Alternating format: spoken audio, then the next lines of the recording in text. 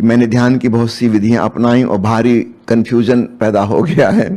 मेरी शांति और सरलता भी खो गई है इन विधियों को करने में।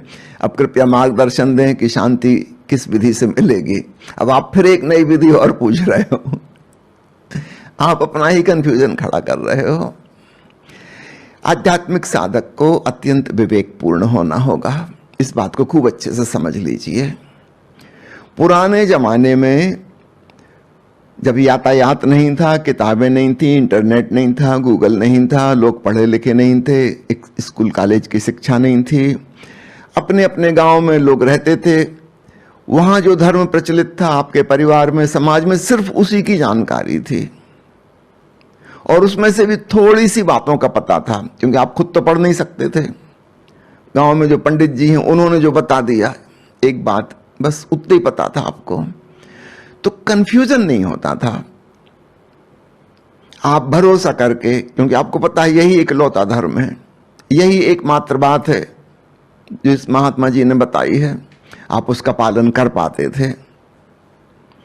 अब मनुष्यता प्रौढ़ हुई है, आपको भी थोड़ा मैच्योर होना होगा। अब वो बचकानी बात नहीं चल सकती।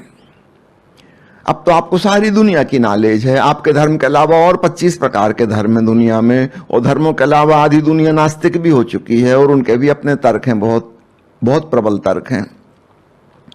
और आपको सब कुछ जानना होगा। और साधना की एक विधियां नहीं है, सैकड़ों विधियां हैं।